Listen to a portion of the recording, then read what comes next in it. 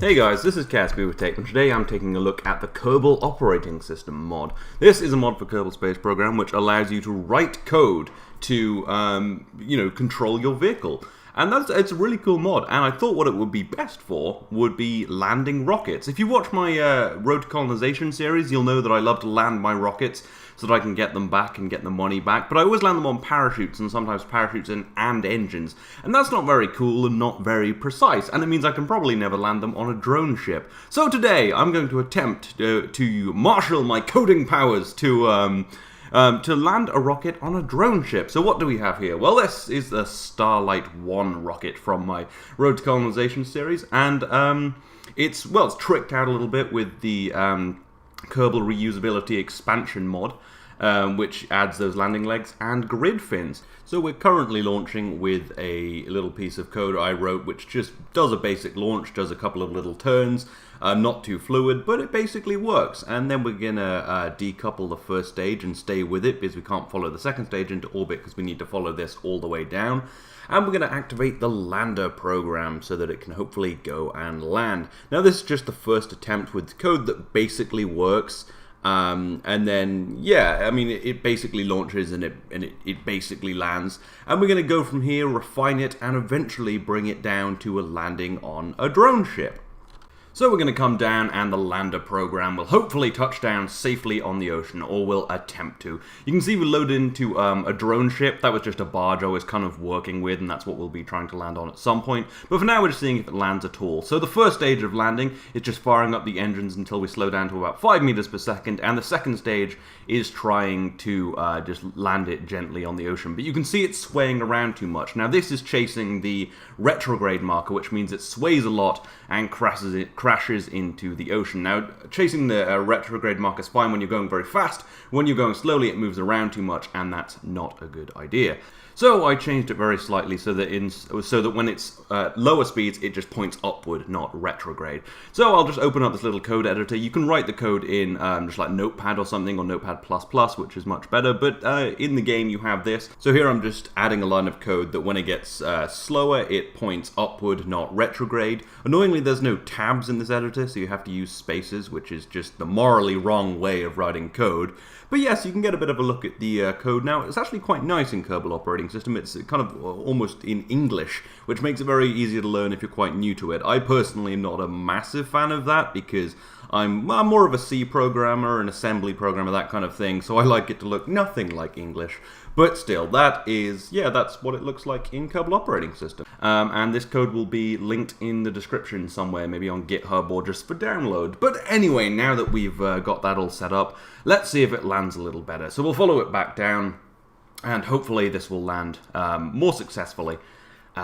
Just touch down on the ocean. That's all we need it to do. We're not going for anything else right now. The drone ship just sort of happens to be there.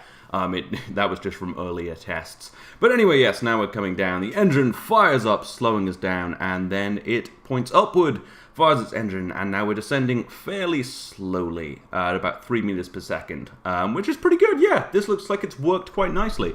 And hopefully we'll touch down on the ocean. Now this is nice to watch this, because it's actually quite hard to land a big rocket on a heavy planet with an atmosphere by yourself. It is possible. I think I have done it, and other people who are better at the game have done it as well. But I thought writing code to do it would be much more interesting and more consistent. However, when we do touch down, it launches right back out of the ocean because the program doesn't stop running. So, yeah, and eventually it will run out of fuel and slam into the ocean. So we need to remedy that. What we need to do is, when it's splashed, when it's in mode splashed, you're going to get a quick look at the code here. You can see it says when ship is splashed or something, just end. It's basically run the program until that happens. And hopefully that will work a little better. So here we are landing again fairly close to the drone ship. This is semi-consistent. And yes, the engine fires up, slows us down, and does the landing thing. And we'll watch this a little bit sped up because it does take a while to touch down. But then it touches down, the program ends, and then it still rockets off. Now I thought this was a coding problem and tried to fix it, but what it actually was is, because my engine was throttled up before the program was running, when the program ends it reverts back to that and fires again. So all I have to do is throttle down before I start the program. So we do that. I think yes, yeah, run lander, as you can see in the terminal, and that'll start landing, and the engine was pre-throttled down, and finally it touches down gently on the ocean and lands rather nicely. It does lose a couple of those grid fins when it splashes down, but still lands pretty well. So the next thing I did was combine the launch and lander program into one. Because as I said, to land on a drone ship, I need this to be really consistent. I need it to be the same every time. And that means I'm not going to launch it or land it, and that means I can't really be involved in the changeover when it stages and then starts landing, because obviously I'm going to add some uncertainty, because I don't do things very consistently. So that's what we've done here. We've combined the code in one program, and hopefully this will be fairly consistent. So this first test is just, we're going to see where it lands, and then we're going to launch another one and see where that lands, see if it is consistent. So when the second stage is decoupled, the stage flips around, deploys the grid fins by itself, and all I have to do is activate the fuel tank. Now I could have done that programmatically, but I just never wrote that in for some reason, but it doesn't affect anything, so it doesn't matter too much. So now it's just a matter of landing. You can see the grid fins now working to bring the rocket under control, point it retrograde. That's all the work of kOS built-in functions. You say lock heading somewhere and it just does it. So yeah, that's pretty cool. And the grid fins, of course, come from the Falcon 9, and the same with the landing legs. There's all that kind of stuff included in the Kerbal Reusability expansion mod, along with the things Blue Origin uses, the other landing legs, and some other ones I haven't seen before. I'm not sure, maybe they're a different type of SpaceX one? I don't know. But anyway, enough of that now. Let's focus on what we're doing here. We come down, we land. We fire up the engine and hopefully land. The landing legs deploy, yeah, and it looks like it will touch down rather gently. We'll skip through that because we've seen it a few times now, but yes, it lands very nicely. So, all in one, it works. Everything is functional. Now, the big question is, will it land in the same place again? So, we're going to deploy ourselves a drone ship using the Vessel Mover mod. We're going to put it right next to the rocket. Then we're going to move the rocket slightly and put the drone ship where the rocket was. Yes, this is just a big platform made of kind of structural plane pieces, which happen to be the toughest pieces, actually, and are definitely what you should use if you're planning on landing anything on it. That goes for aircraft carriers, drone ships, whatever you might be doing. But yes, we're using Vessel Mover, of course, which allows us to spawn in craft wherever we are and also move them. It's a very useful mod. So yes, we're just going to put this where it was, and hopefully if everything goes exactly the same, which surely it should, right? KSP's physics doesn't include things like wind and air pressure, and kOS flies the rocket consistently, so in theory, in the next launch it should come down in this same location. However, in practice, it misses by 2.5 kilometers. Now this is simply because in the upper atmosphere, it is a little inconsistent. If it's very slightly different, the grid fins will act differently and it will spend more time inducing more drag for longer, which means it will miss by a huge amount. So these grid fins actually aren't very good for being very accurate. And I don't want to have to write an entire guidance system, I just want it to be the same every time. So on the next launch, we switch out grid fins for a good old reaction wheel. Very consistent. It was a toss-up between a reaction wheel and Werner thrusters, but Werner thrusters would use fuel and change the mass and change the trajectory. So I went for a reaction wheel. A little bit unrealistic to real life, but hey, it's KSP. It doesn't have to be realistic, and this should be very consistent. So hopefully this will be the final rendition of the vehicle, and hopefully it will land entirely consistently, or as consistently as possible. Obviously there's always going to be a tiny bit of error just due to things. I don't know, it's a simulation being run by some code, but who knows, man. But anyway, that all seems to have gone quite well now, and hopefully it will come down. Now, yeah, like I said, I want this to be consistent, because the other option would be to write a guidance system. Now, in real life, SpaceX will have to write guidance systems, because there's a lot of variables. There'll be different different masses of payloads, there'll be different air pressures, winds, all kinds of things that'll change where it is. So they'll write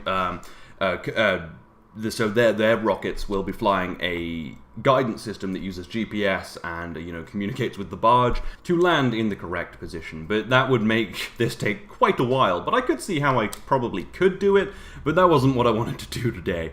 I just wanted to kind of prove the concept. Anyway, it looks like we're going to come down a little too fast. The engine fires up and we slam into the ocean. Now that is because we didn't have grid fins slowing us down. But nonetheless, that should be roughly where we're landing anyway. So we're going to throw down a barge there. there, or a drone ship, I guess as SpaceX would call it, and hopefully land on it. So the next launch comes down, and actually comes right in the same position. You can see we're really lining up with that barge. We might miss it a little bit, but it's looking pretty good. So the barge loads in, and we're coming square in for it, and it's looking really good, and a little tweak to the code means that the engine fires up a little earlier and stops us in time. We land just over the barge, and then it does this beautiful spin for some reason, and starts drifting across towards the barge. I'm not sure why, well, I wasn't sure why it was drifting like this. It shouldn't be, but it's because I changed a couple of numbers and didn't change another number, so it doesn't actually do the landing properly, but kind of almost by chance, it does just clip the barge. So that's pretty good. But the problem is it's drifting like that. It wasn't doing it before. It's because it exits stage 1 of the landing sequence when it's going 20 meters per second and enters stage 2 when it's going 5 meters per second. So for a while it's not guiding itself, and right now it's just kind of doing nothing. And you can see again, it sort of misses the barge. Well, it gets very close, but just sort of flies over it and goes off in the other direction. So we need to fix that. So we did, and we're coming in again. It looks like we're coming roughly for the barge. Looks like we're coming off actually a little bit over it and to the right, but the engine fires up. The landing legs will deploy. It'll do a beautiful spin and touch down a little further away. Now, that's fine. We expected that because we had moved the barge to account for the drifting, but we fixed the drifting problem now, so we're going to put down another barge and delete the old one so that we can land on this barge. Yes, it's a lot of maneuvering barges around, really, because that's easier than changing where the rocket lands. Now, the next one we do also misses a little bit. So, once again, we reposition the barge, because that seems to be where it's landing. After the second one also lands there, we're going to reposition the barge, because that seems to be where the rockets are landing.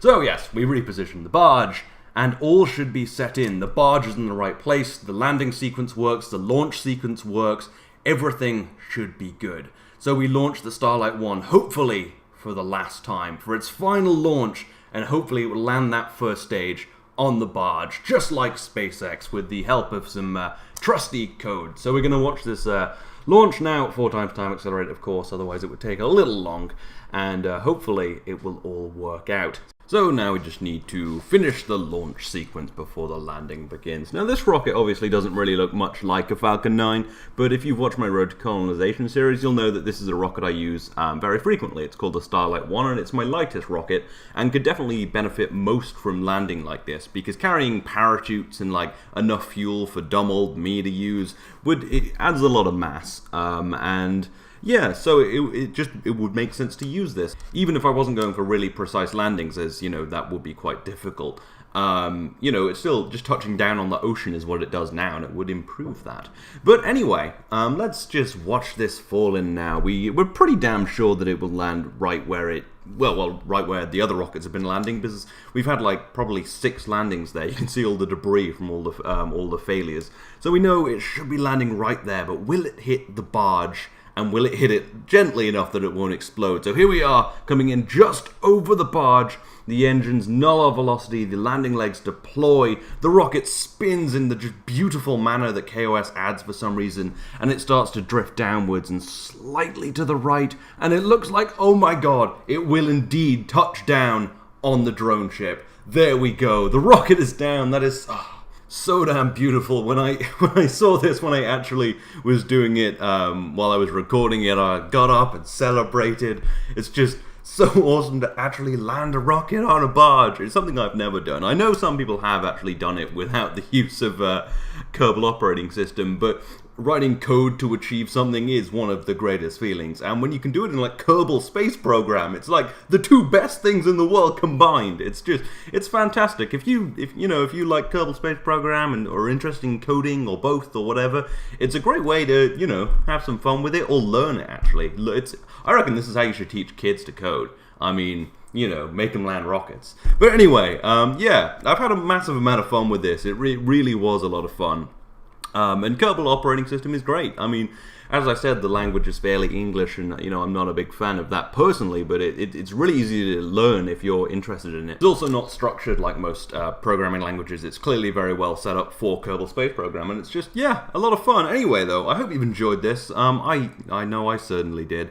It's a lot of fun bringing those rockets down like that, especially when you've written the code. Although, did I just automate my job? Oh, damn, I think I just automated my own job. Well, I guess I won't see you next time. I guess HAL 9000 will see you next time. But I hope you've enjoyed this nonetheless. This has been KSP with Tape. I will see you next time.